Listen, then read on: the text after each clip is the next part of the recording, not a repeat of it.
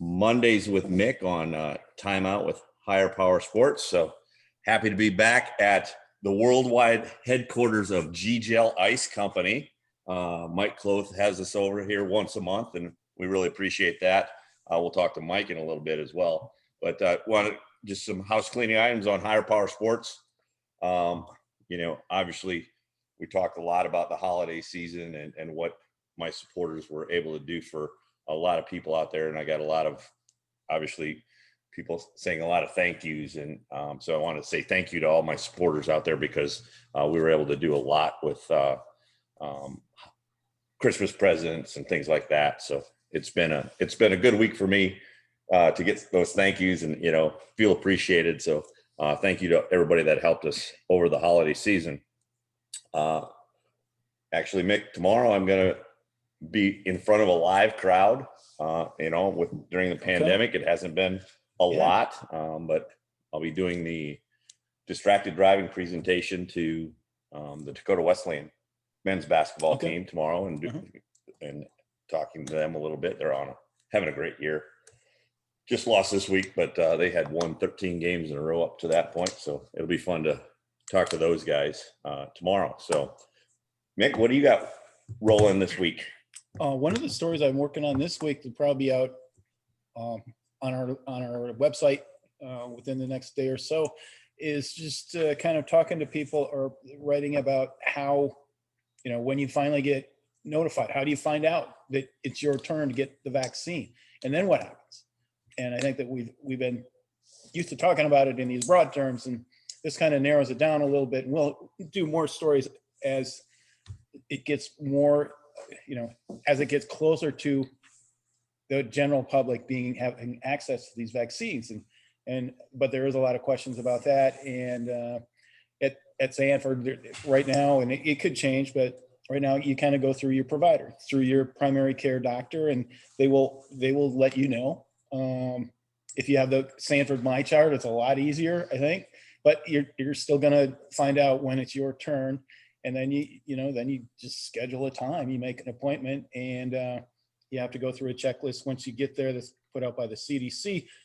And then afterward, you review, and it is explained to you which vaccine you got and then what's coming next. And so there's a lot going on there. There's a lot of curiosity right now. Unfortunately, it's not going to happen tomorrow for most people, but it is, as we've mentioned before, it's a sign. This is different. I haven't written this story before because there was no reason to, and now I can, and that's a bright spot. Absolutely. And it's funny you mentioned that's what you're working on, because on my phone I got a message today from My Charts from my There you go. And that's exactly what it said, Mick. Did you write that email? No, I did not. But I'm not going to give you the shot either. Okay. Well, that's good. Okay. So, again, all the signs point to the vaccine's going to get here sooner than later. Obviously, it's rolling out to a lot of people, and can't wait till more people can get it so we can be out and about and back to normal. So appreciate that, Mick. Let's get right to our guest here. Our guest,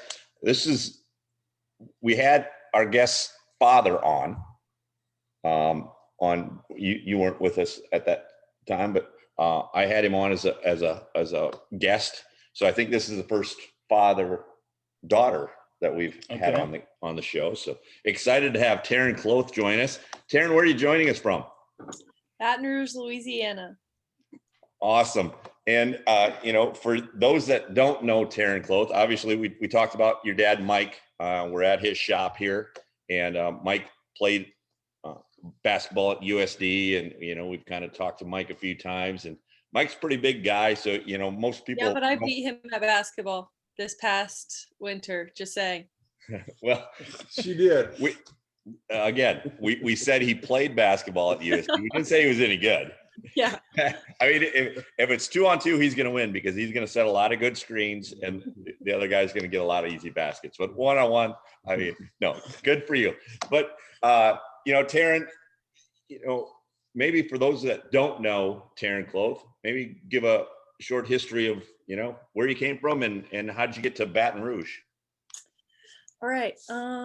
So I think I was 11 when I started playing volleyball, and I just became super obsessed. I wanted to play all the time. I was a major gym rat.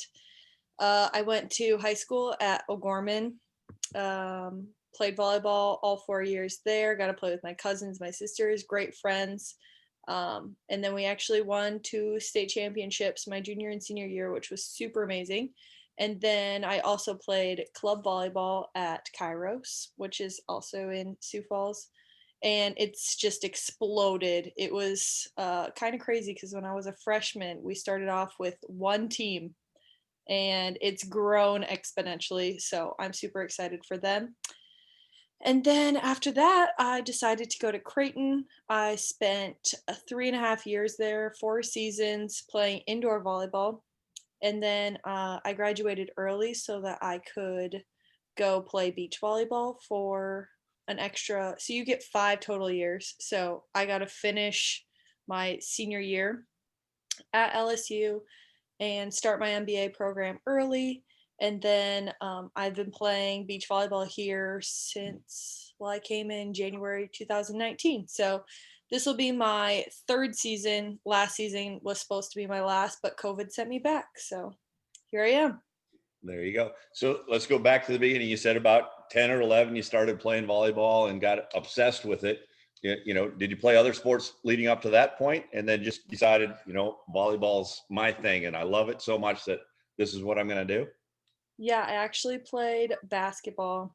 At first, I did not like volleyball. I was absolutely horrible. Could not even serve the light little feather ball over the net. It was tough for me. So I was very into basketball, and then my mom actually forced me to go to a volleyball tryout.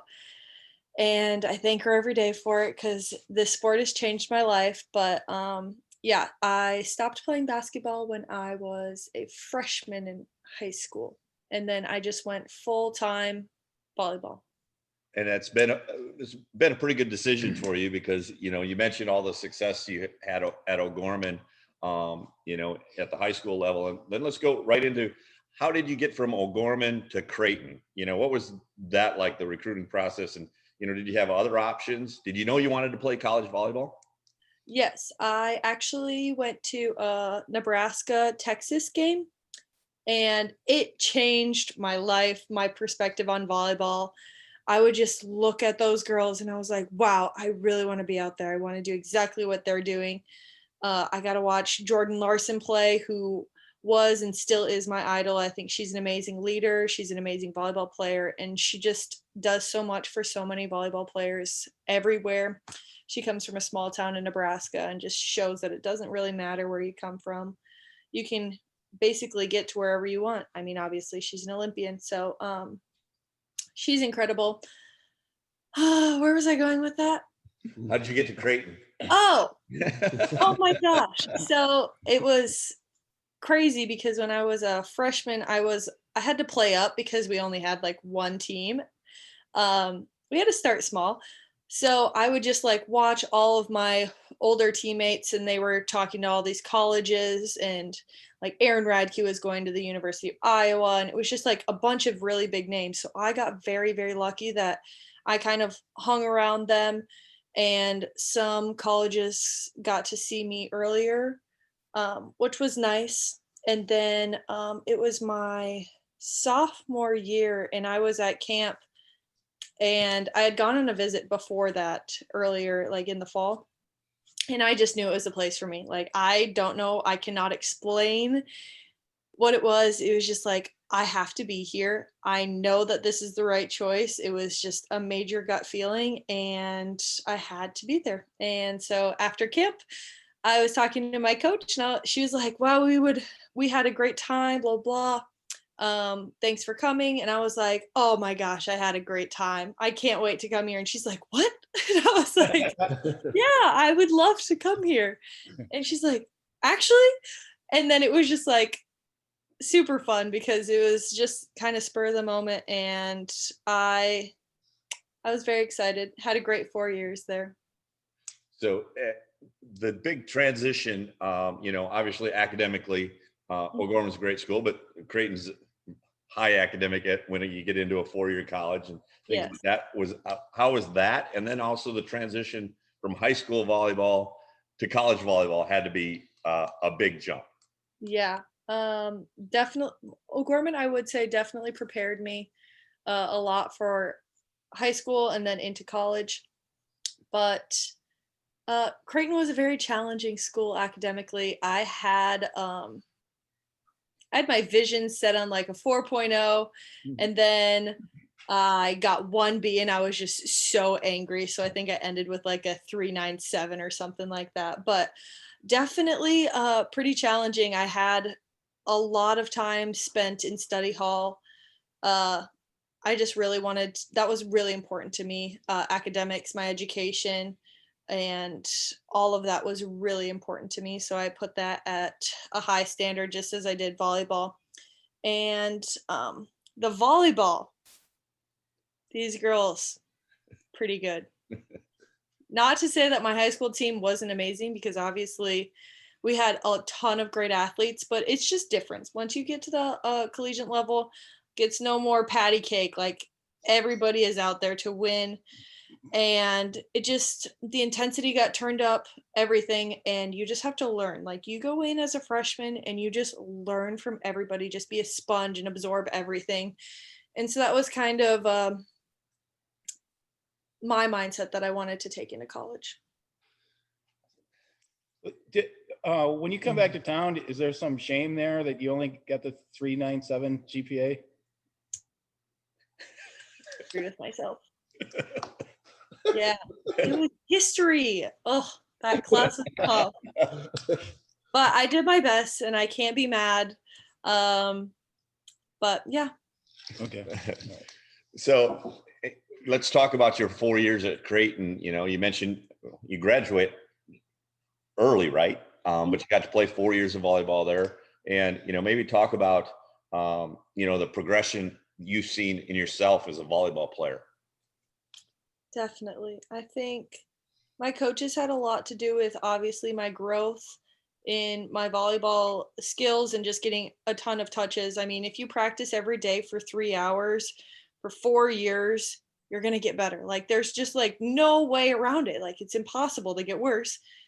So we're really lucky to be put in that situation already. So I get to play the sport that I absolutely love every single day. So that was a blessing. And then my coaches are incredible people. They did not just care about me because I played a sport. I was not just like another jersey to them. I was a real person. I think that was like one of the major keys to me committing to go to Creighton.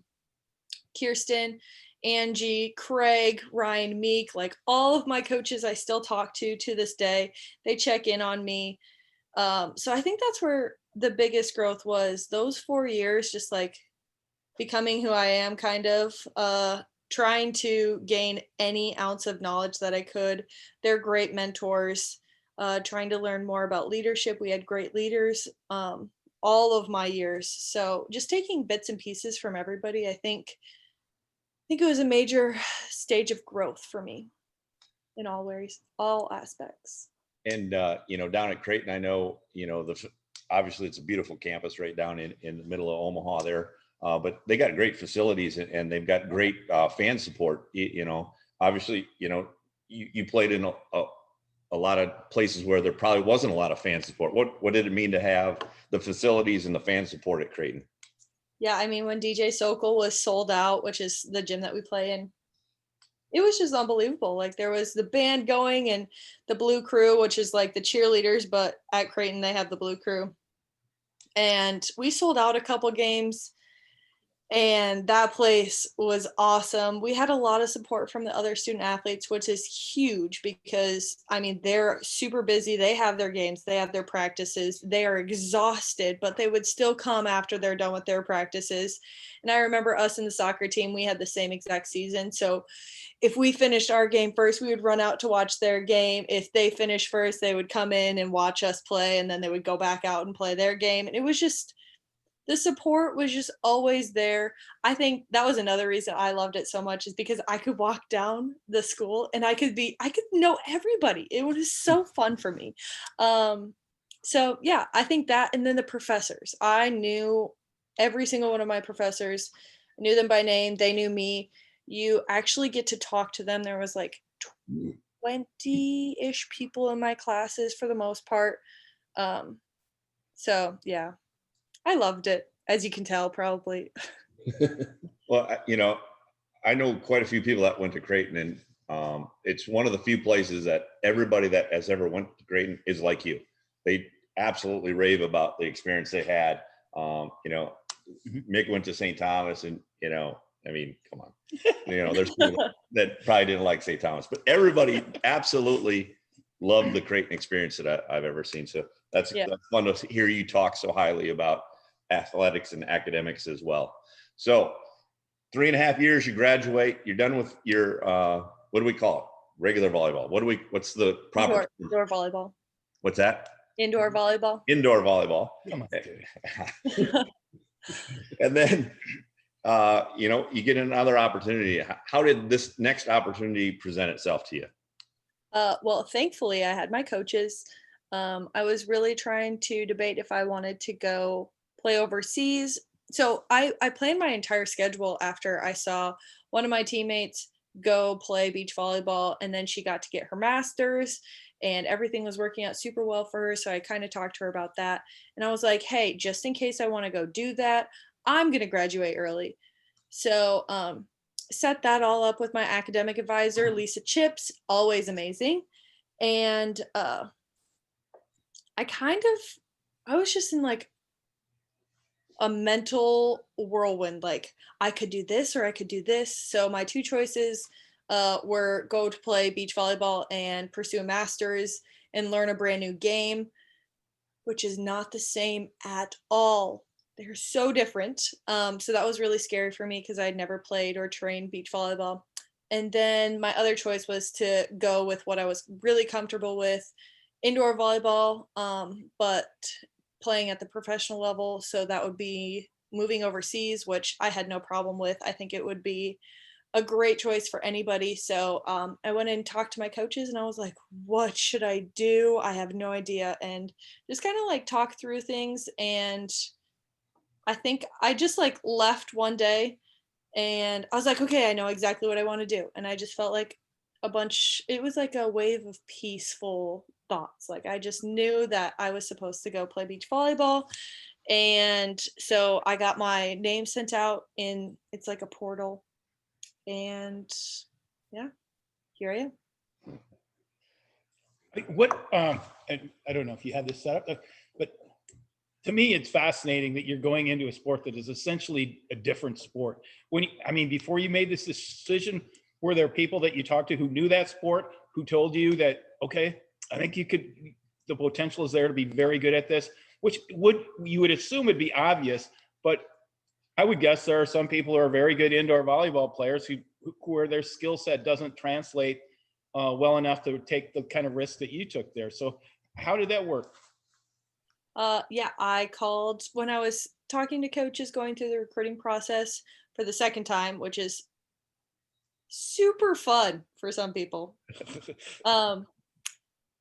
I told every single coach. I was very upfront, very honest with them. I was like, I will show you my film in indoor volleyball. I have absolutely nothing to give you for beach volleyball. I have never played before.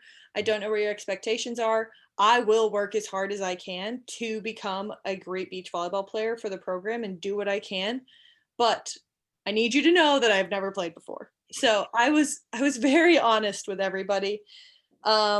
But it was really scary. Like I remember packing up all my stuff, leaving Creighton, December of 2018. And I was just crying. I was like, oh my gosh, why am I leaving this place? And it wasn't like I was super scared. I think it was just like a big change in moving. I was 2.5 hours away from home. My family could come every weekend if they wanted to. They came to a lot of the home games. And then I'm going it's a 17-hour drive to Baton Rouge, Louisiana. It's terrible. I would not recommend it. Well, especially since your co-pilot was your dad. Yeah. Well, actually, it was me. Oh. He was pilot. He was pilot. Okay. Yeah. But it was just it was crazy. And I don't know why I felt comfortable doing it, but I got to the sand on the first day, and I think I was frustrated with myself for the first like 4 weeks because I couldn't even move. I couldn't even like walk in the sand and talk at the same time without being out of breath. So yeah, it's tough. So for somebody that's not a volleyball player, that, you know, what you mentioned, you know, having a tough time walking and breathing, you know, how can you put it in my frame that I can understand, you know, the difference in Yeah. beach and indoor? Okay, so in indoor, you're walking on a sidewalk. Okay, you go to beach and you are, you know, when you're like walking on the beach, have you like on vacation and you're just walking and you're like, wow, my calves are starting to burn. And all you're doing is walking. Yeah, imagine that. And it's deeper sand, and you're going to be running around and jumping for 3 hours. And basically, the other team is playing keep away from you. So they're purposely putting the ball where you're not. Like that is how I can explain it to you.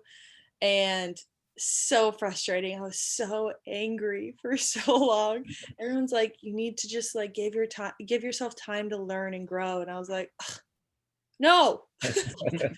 I want to like actually be able to do something for this team. So yeah. Well, I mean, I can understand that, the way you put it, they're playing keep away, but 3 hours, Mick, I can't play 3 hours of anything, Yeah. let alone I got tired volleyball in the beach. I got tired watching football yesterday for 3 hours.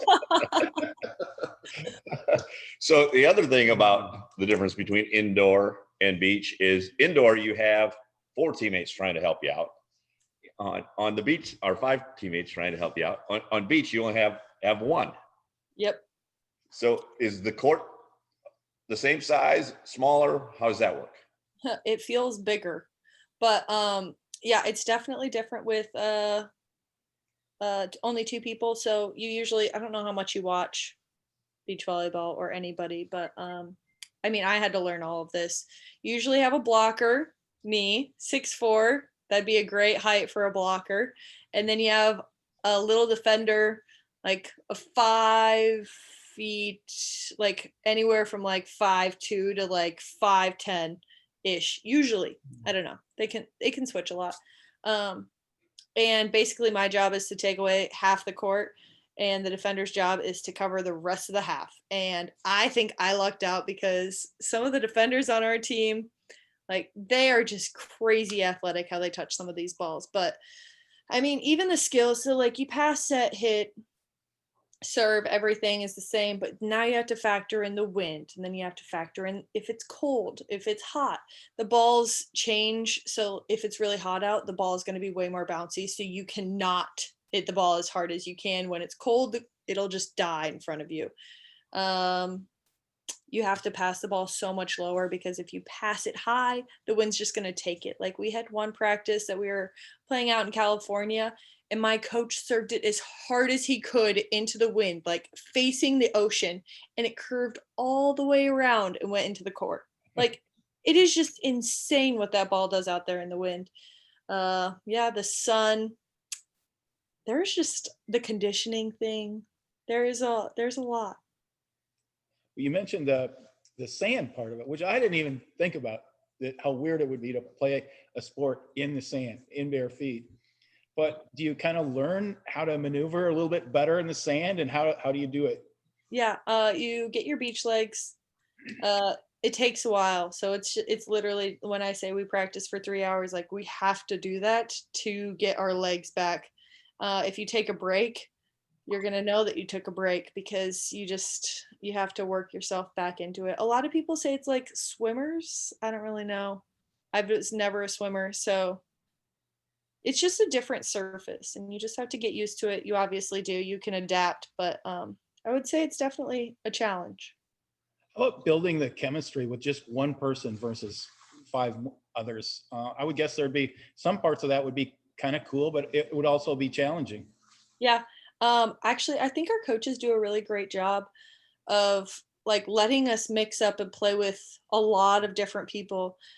We kind of train different like plays and styles so everybody can play with everybody, which is cool. I think it's great to like build chemistry with one person, but I also think it's really important to be able to make whoever you're playing with better, and I think that's a great asset to have as a beach volleyball player.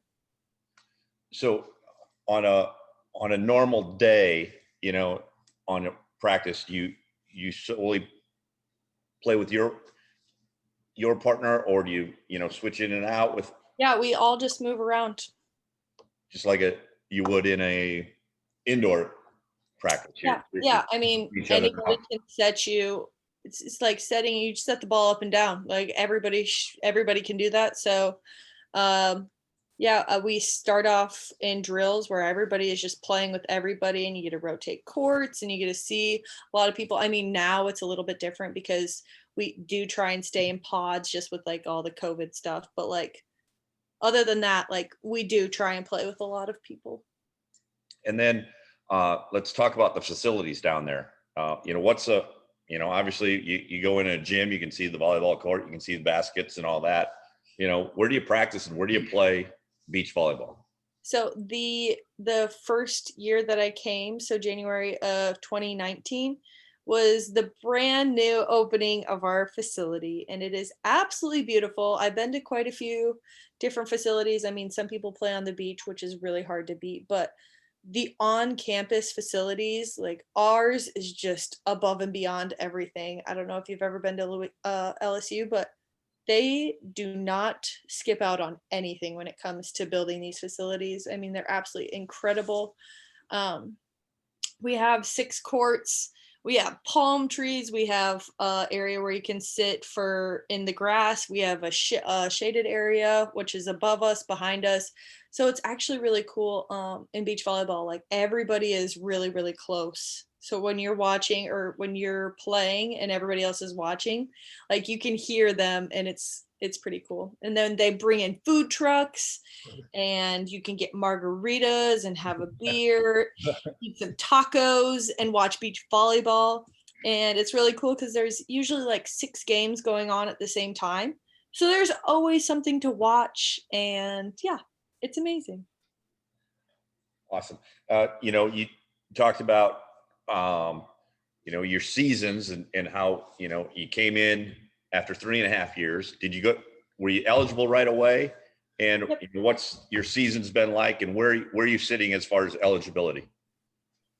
So this is my I am so done with school after this.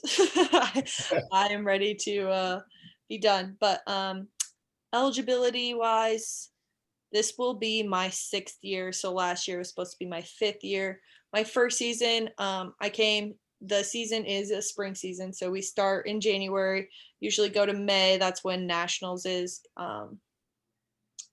So the first year started in January, had to learn the entire game of beach volleyball, hit season come February, performed really, like our team performed really, really well, placed high at nationals. So now move on to the 2020 year. Starting in February, our team is unbelievable, you guys. Like the athleticism in these girls and just like how everybody was playing together, it was incredible. It was so much fun, always, every single day. We played UCLA, which was the number 1 ranked team. Then we played Hawaii. I think they were like 5. And we just had a bunch of really good weekends. And then our second to last weekend, we had a home game against UCLA. So we were number 2 at the time, and they were number 1. And it was just a battle, and we knew it was going to be a battle. I mean, they're an amazing team. Our team is incredible too. So it actually was, I don't know if you guys, it was a 3-2 split. So we won 3 of the games. They won 2 of the games. We were in first place, like we were ranked number 1, and then our season ended also at that game. We had the most attendance for a home game in beach volleyball. It was like there were so many people there, and we call it death volley. And it it was so much fun. It was just so loud. The music was blaring. It was a tight game. It was so much fun.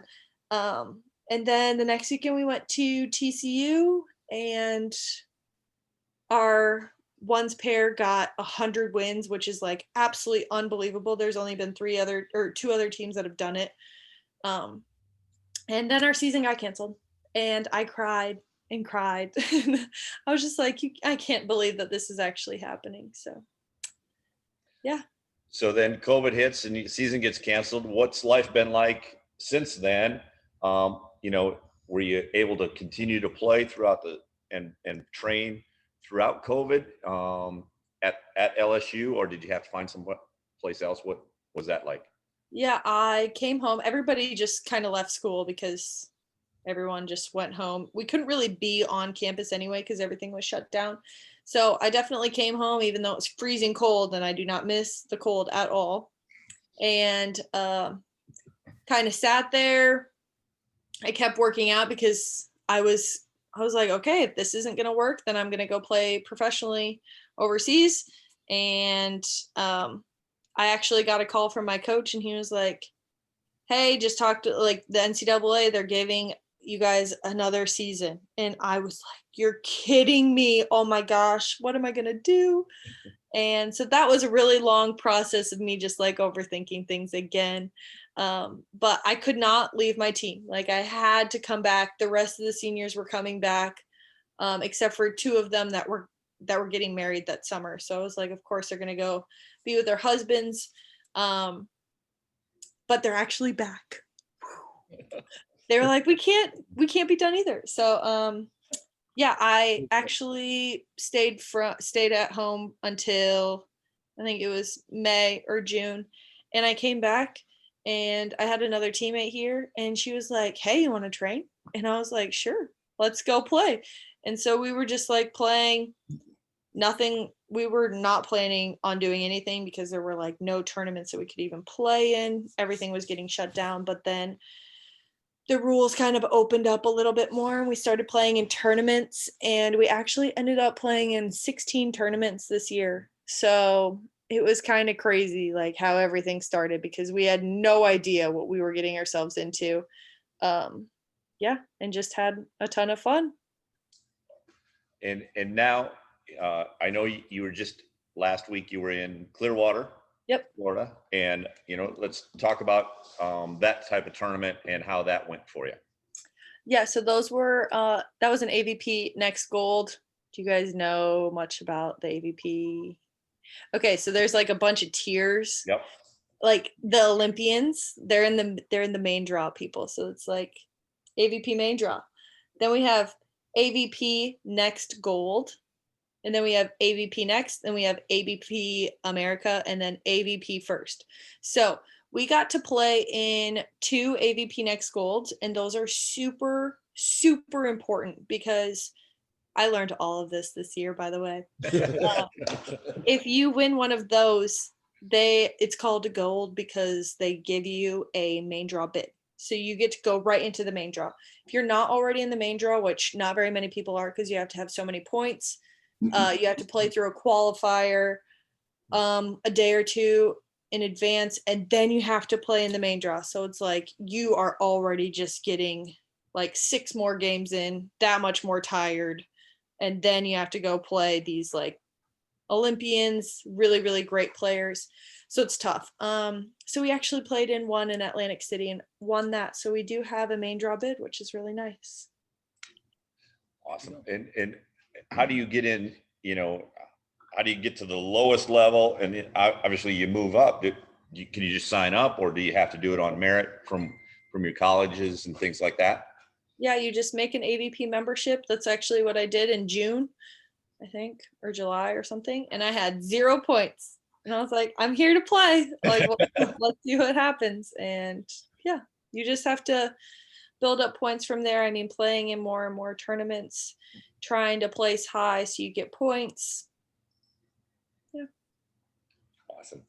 Mick, anything now? Just going into your spring season here, obviously this is a great team. And as a team, collective enthusiasm going forward has got to be pretty big here, given that a lot of you are getting this chance that you didn't think you were going to get.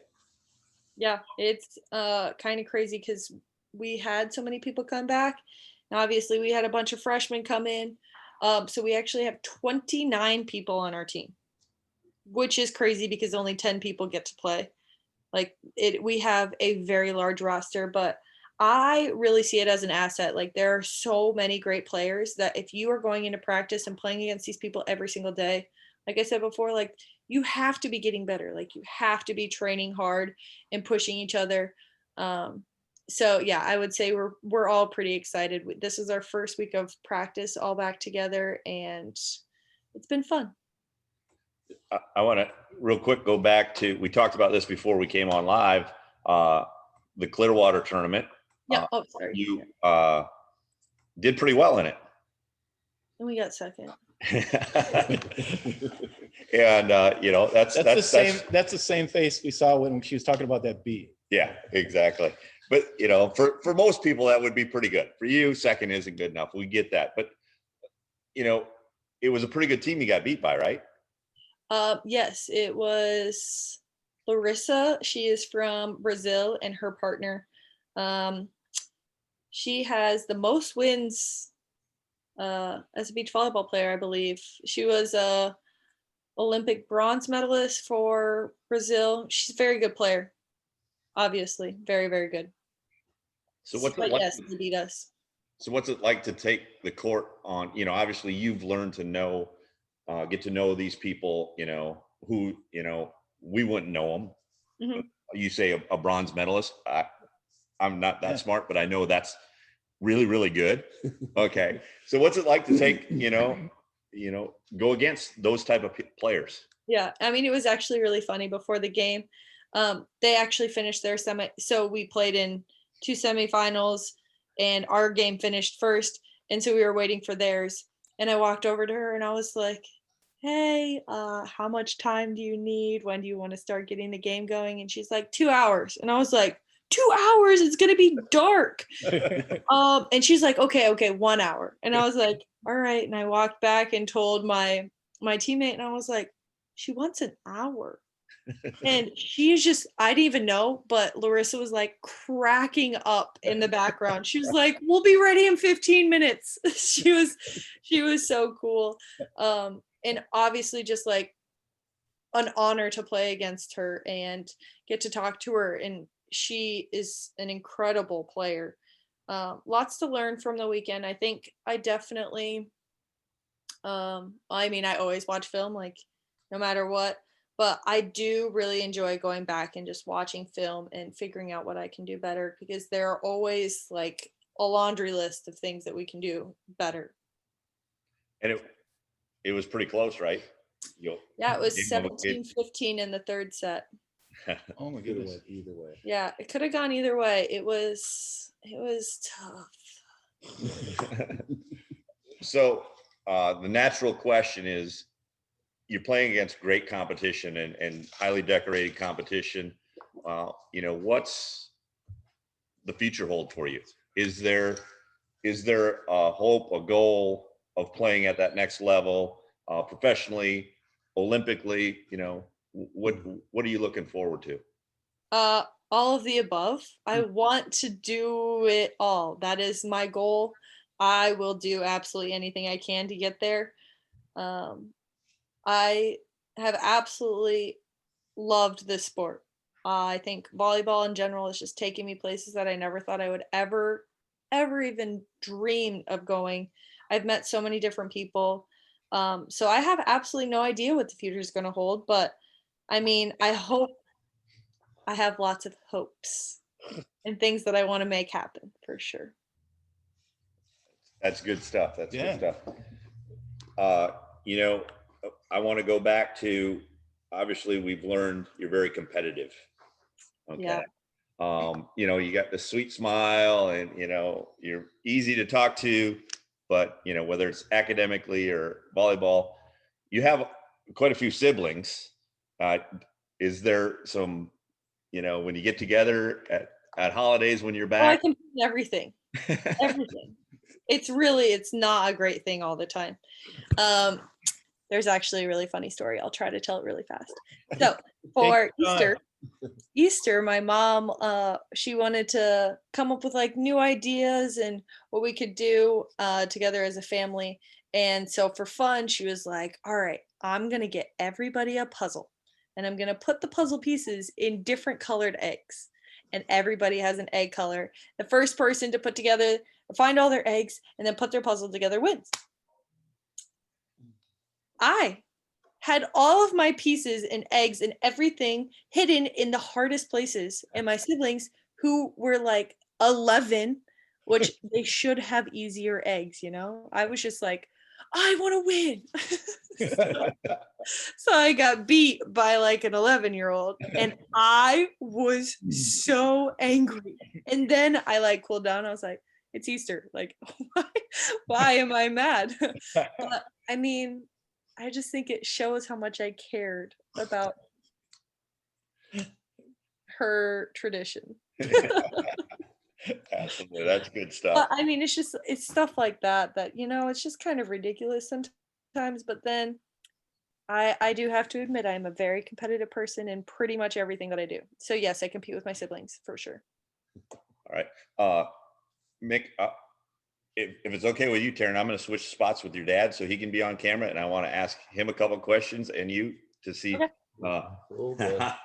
And it won't be anything about the drive down to Louisiana. Okay. I'll keep that away from it. I did pull this off the wall. You guys, look at my teammates. They're unbelievable. Great team. Which one is the teammate that you play with? I actually played with Kelly. She's not, this is only the seniors. Okay. Yeah, this would have been last year's poster. Okay. Yep. Oh yeah. All right. Yep. Awesome. Obviously your dad is very proud of you. You know, what's it mean to have, you know, we talked a little bit about this, but what's it mean to have the support of not only your dad, your mom, you know, and all your siblings and you know, your extended family. Obviously, when you were at Creighton, I'm sure there was a lot of Nebraska family that would come down and visit with you. You know, what's family mean to you? I think it's huge. I think it's very important to have a great, strong family base. I could always count on my family being at my Creighton games, being so close, and now being further away. I just realized how much I took it for granted. And I had all these teammates that had people from so far away. And I was like, oh my gosh, I'll share my family with you. And like, as much as they were grateful for that, I now realize how hard it is to not have family there all the time, like some of my teammates do now. And so I really wish that I would have been able to like go back and like really welcome people in and be like, you need to come with me and my family so that you can have somebody. But yeah, definitely grateful for all the support.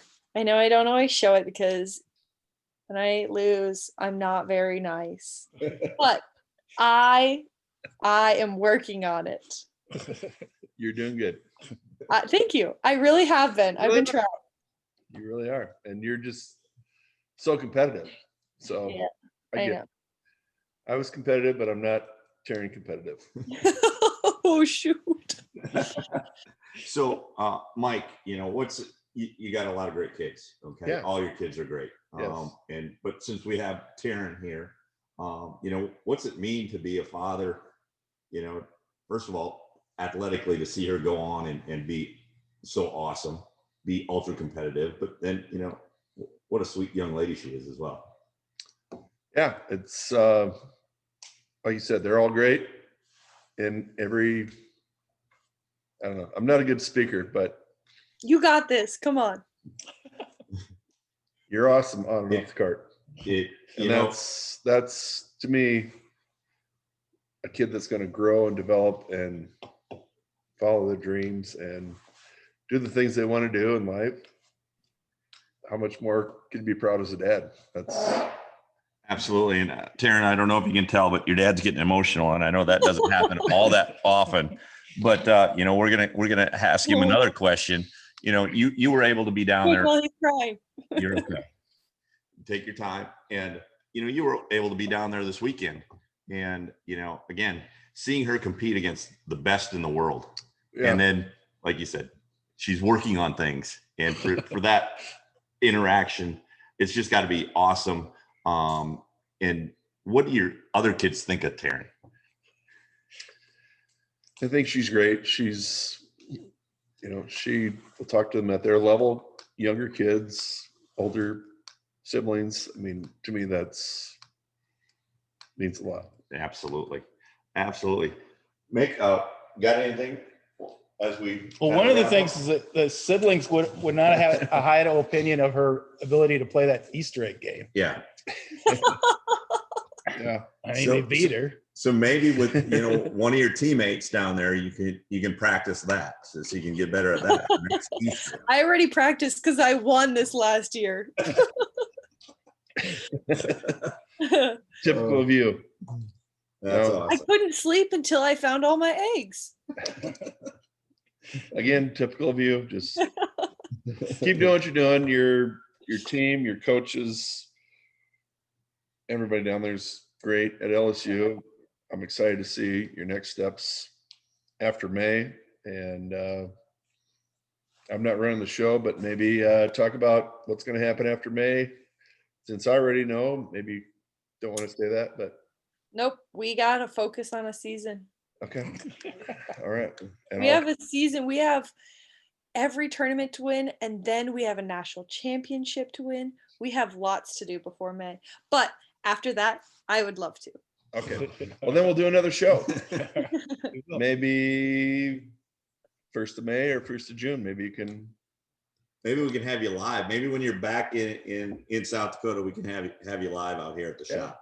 There we Yeah, I have a solid usually 5 days at home. and just what you want to do is spend it with me and Mick Garry, right? At the I shop. would love Yeah. to. At the shop.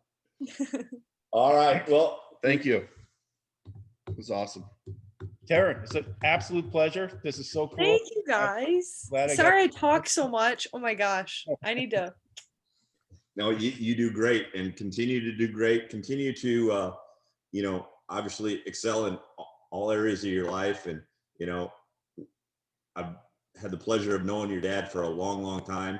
And he is so proud of you. He's so proud of all his kids. And, you know, Mick and I kind of come out here as a USD night. But even though you've never been a coyote, you're still a coyote because your dad is. So we're calling you a coyote tonight. And best of luck down at LSU and the season, and you know whatever happens after that. Wonderful. Thank you so much for having me. Love you. Love you. Bye-bye. And Bye. again, this will be downloaded to YouTube on the Higher Power Sports page if anybody else wants to see it as well. All right. Thank you, Taryn. Thank you. Bye-bye.